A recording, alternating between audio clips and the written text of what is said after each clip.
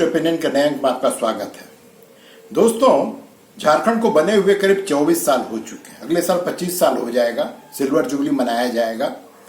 तो अब जो है राजनेताओं ने भी अपने पीढ़ी को बदलने का या अपने अगली पीढ़ी को आगे करने का फैसला ले लिया है। हर राजनेता चाहता है कि उसका बेटा बेटी जो भी है वो सबके सब अब राजनीति में आवे और वो सब जो इस बार के विधानसभा चुनाव में प्रत्याशी के रूप में उतरे, जीते, मंत्री बने, विधायक बने। तो ये जो एक मानसिकता है ये सिर्फ झारखंड तक सीमित नहीं है दोस्तों, ये पूरे देश में है। चाहे वो राजनाथ सिंह का पुत्र हो पंकज सिंह, वो बने हुए हैं, या फिर बिहार में तो परिवार के बारे में कहना ही क्या है। पूरा का पूरा लालू प्रसाद का कुनवा जो है परिवारवाद का प्रतीक बन के रह गया है। नेशनल लेवल पर हो या स्टेट लेवल पर हो, हर जगह दोस्तों परिवार को वरीयता देने की परंपरा जो है अब स्थापित हो चुकी है। बढ़ी नहीं, अब स्थापित हो चुकी है। और शर्म हया तो सबके सब बेच चुके हैं। पहले अगर कोई राजनेता, विधायक, एमएलए जब अपने सुप्रीमो के पास जाता था अपने बच्चों का नाम आगे करने के लिए, तो उसमें थोड़ी शर्म होती थी, उसमें थोड़ी शर्म हया बाकी थी। लेकिन अब आज के तारीख में सबके सब खत्म हो चुका है। जब से चंपई सोरेन ने विद्रोह किया है तब से उनके बेटे बाबूलाल सोरेन के बारे में बड़ी ज्यादा बात की जा रही है। क्या बाबूलाल सोरेन पहले बेटा हैं जो राजनीति में आए हैं या राजनीति में आगे बढ़ेंगे? जो उनके पार्टी के सुप्रीमो हैं वो गुरुजी हुआ करते थे, शिबू सोरेन हुआ करते थे। उनके पुत्र, उनके दोनों पुत्र, उनकी दोनों बहुएं सबके सब राजनीति में हैं। अभी सीताराम सोरेन को अगर आप माइनस कर दीजिए तो सबके सब जो है कोई विधायक है, कोई मंत्री बना हुआ है, मुख्यमंत्री है। तो आप जो चंपई सोरेन के पुत्र पर, बाबूलाल सोरेन पे आप अंगुली नहीं उठा सकते हैं। तो आज के तारीख में जो ये परिवारवाद का चलन चला है, चलिए पूरे झारखंड के मैप को आप याद कीजिए। सबसे पहले चलते हैं कोल्हान। जैसा कि मैंने कहा, चंपई सोरेन के बेटे जो हैं बाबूलाल सोरेन, माना यह जा रहा है कि चंपई सोरेन को झारखंड मुक्ति मोर्चा से बाहर करने में उनकी बड़ी भूमिका रही है। दरअसल वही जो है भारतीय जनता पार्टी के वरिष्ठ नेताओं से बात कर रहे थे, वही समझौता कर रहे थे, वही डील कर रहे थे। तो इस बार उम्मीद है कि वो विधानसभा का चुनाव तो लड़ेंगे ही लड़ेंगे। अब चंपई सोरेन अगर चुनाव लड़ते हैं तो दोनों ही अगल बगल के विधानसभा सीट से चुनाव लड़ेंगे। लेकिन जानकारों का कहना है कि चंपई सोरेन अब चुनाव यहां पर नहीं लड़ेंगे, सिर्फ उनके बेटे बाबूलाल सोरेन जो है वही चुनाव लड़ेंगे। और चंपई सोरेन के लिए पार्टी कुछ रिस्पेक्टेड पोस्ट कहीं ना कहीं उनको देने की कोशिश करेगी। अब रिस्पेक्टेड पोस्ट क्या हो सकते हैं? तो उनको गवर्नर बना देगा भारतीय जनता पार्टी, या फिर ये हो सकता है कि उनको जो राज्यसभा भेज दे। अब जो भी होगा ये तो भविष्य के गर्त में है। अब कोल्हान में ही जो दूसरा परिवार अब राजनीतिक रूप से मजबूत होता दिख रहा है वो है देवेंद्र मांझी का परिवार। देवेंद्र मांझी तो नहीं रहे, उनकी पत्नी जोबा मांझी हैं। वो पहले मनोहरपुर से विधायक हुआ करती थी, कई बार मंत्री भी बनी है। और इस बार 2024 के संसदीय चुनाव में, लोकसभा के चुनाव में वो चाईबासा से सांसद बनकर दिल्ली चली गई हैं। अब जोबा मांझी की कोशिश ये है कि उनके बेटे उदय मांझी को किसी भी तरह से इस बार झारखंड मुक्ति मोर्चा से टिकट दिलवा दिया जाए और उनको मनोहरपुर से विधायक बना दिया जाए। तो ये उनकी कोशिश है। तो ये तो रही बात दोस्तों कोल्हान की। अब कोल्हान के बगल में ही है सिमडेगा। अब सिमडेगा में निर्मल बेसरा हैं, भारतीय जनता पार्टी के हैं, पहले विधायक भी रह चुके हैं। अब वो चाहते हैं कि उनका बेटा श्रद्धानंद बेसरा जो है वो इस बार फिर से उसको टिकट मिले। पिछली बार भी उसको टिकट दिया था भारतीय जनता पार्टी ने, वो कुछ वोटों से हार गए थे। तो इनकी जो उम्मीदवारी है वो काफी बलशाली लगती है, शक्तिशाली लगती है और ऐसा लगता है कि उनको भारतीय जनता पार्टी इस बार पुनः टिकट दे देगी। अब वहां से थोड़ा और आगे बढ़ते हैं, पहुंचते हैं गुमला। गुमला में बड़ा ही अजीब सी स्थिति है दोस्तों। कांग्रेस के दो वहां पे वरिष्ठ नेता हैं, एक है सुखदेव भगत, अभी सांसद हैं, और दूसरे हैं रामेश्वर उरांव। अब रामेश्वर उरांव चाहते हैं कि उनके जो पुत्र हैं रोहित उरांव, उनको किसी तरह से इस बार कांग्रेस पार्टी टिकट दे दे। उनका कहना है कि अब मेरी उम्र हो गई है, अब तो मैं चुनाव लड़ने की स्थिति में नहीं हूं, तो क्यों न मेरे बेटे रोहित उरांव को टिकट दे दिया जाए। तो वो इस प्रयास में है। लेकिन इसी सीट पे जो सांसद महोदय हैं सुखदेव भगत, वो इस जुगाड़ में है, उनका बेटा जो है अभिनव भगत है, उसको टिकट दे दिया जाए। अभिनव भगत की उम्मीदवारी या उसकी जो क्या बोलते हैं कि उसका क्लेम ज्यादा बनता है। क्यों ज्यादा बनता है? क्योंकि वो यूथ कांग्रेस में है और वो यूथ कांग्रेस में काफी सक्रिय भी है। तो लगता है कि कांग्रेस पार्टी में परिवार और परिवारवाद की बात करना बेईमानी है। जब उस पार्टी का जो मुखिया है वही एक परिवार से जुड़ा हुआ लोग है, जो गांधी परिवार है, नेहरू से लेकर के राहुल गांधी, प्रियंका गांधी, उनके बच्चे भी हो सकता है कि भविष्य में राजनीति में भारत को सुधारने के लिए, भारत के विकास के लिए अपनी जिम्मेदारी समझते हुए कदम वो भी बच्चा उठावे। तो उस पार्टी में कोई ये तो कह नहीं सकता है, एक दूसरे पर उंगली तो उठा नहीं सकता है कि भाई साहब आप अपने बच्चे को कहीं और सेट कीजिए। अब देखिए ना, लोकसभा का चुनाव जो हुआ था तो रांची में, अब रांची में कौन है? तो सहाय साहब हैं। अब जो सहाय साहब है उन्होंने अपनी बेटी को जो है इस बार जो है सो रांची से टिकट दिलवा दिया था। ये अलग बात है कि वो हार गए, लेकिन टिकट तो उसको मिला, क्योंकि सहाय साहब जो अब थोड़ा बूढ़े हो रहे थे तो उन्होंने अपनी जगह पे अपनी बेटी को टिकट दिलवा दिया।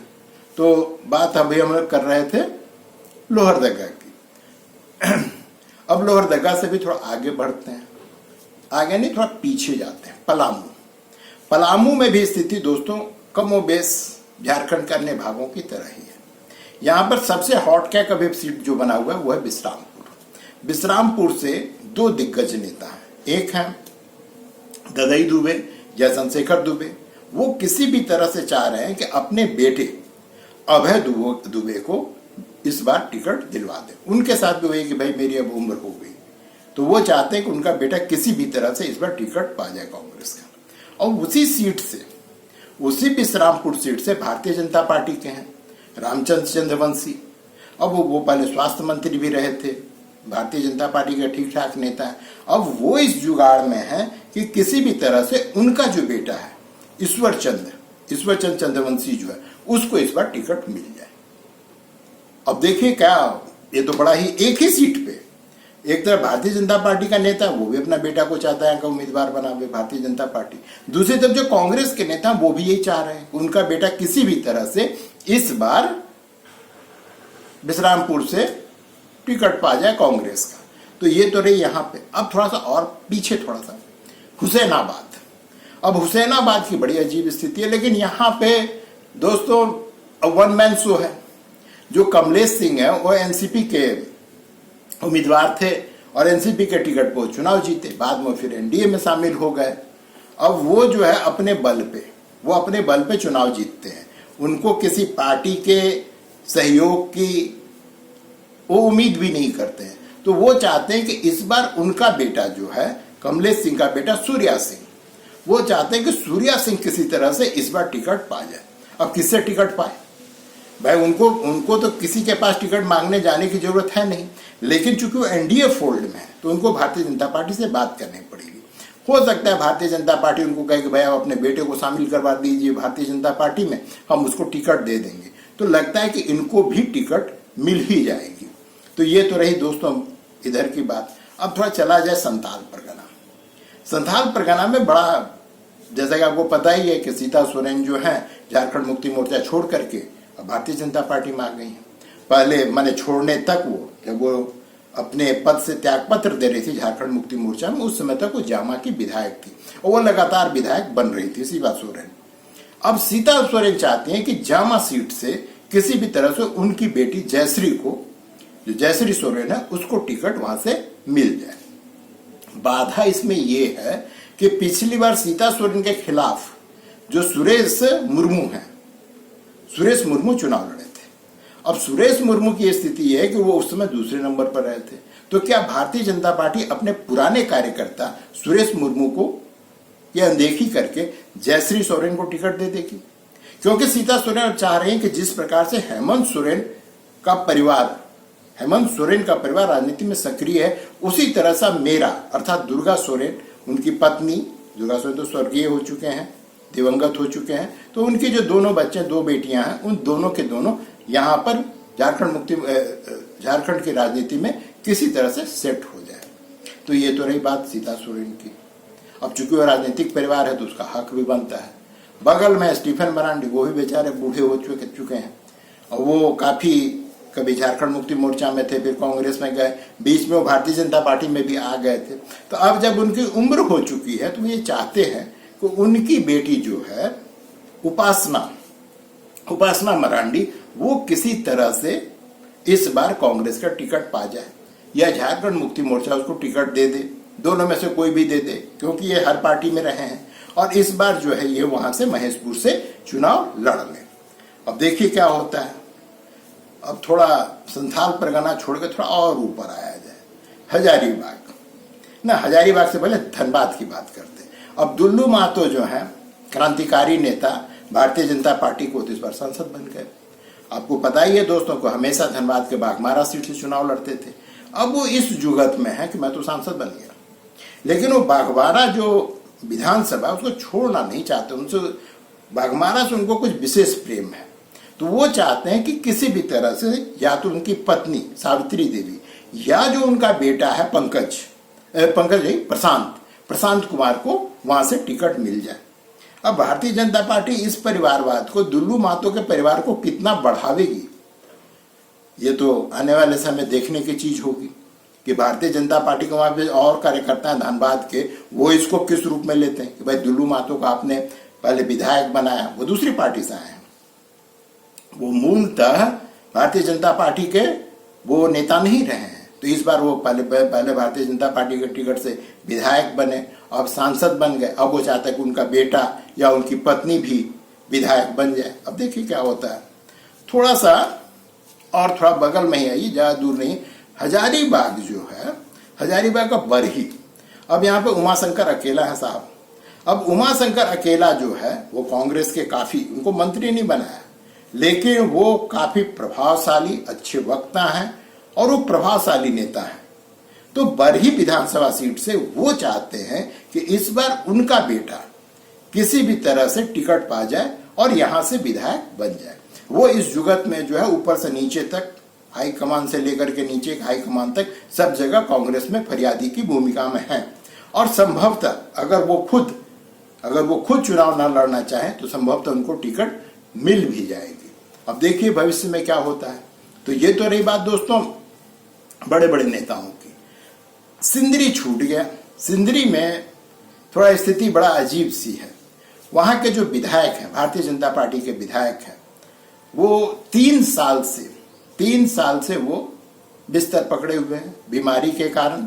तो वो चाहते हैं कि किसी भी तरह से उनकी पत्नी तारा देवी को इस बार टिकट मिल जाए और वो चाहते हैं कि तारा देवी को टिकट दे और वो विधायक बन जाए उनके स्थान पे।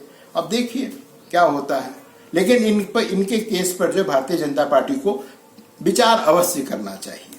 तो ये तो बात रही दोस्तों बड़े बड़े दिग्गज नेताओं की। बड़े बड़े दिग्गज नेता और भी हैं।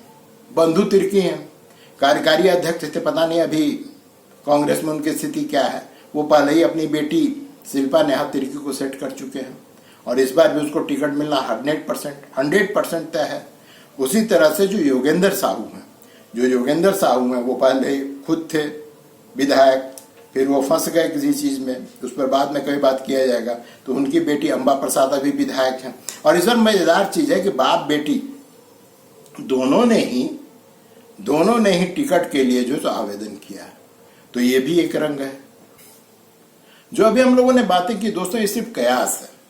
इसमें से कितने बच्चों को टिकट मिलेगी, बच्चे इसलिए कह रहे हैं, वो बच्चे नहीं है, लेकिन बच्चे इसलिए कह रहे हैं क्योंकि मैं उनके बाप को जानता हूं।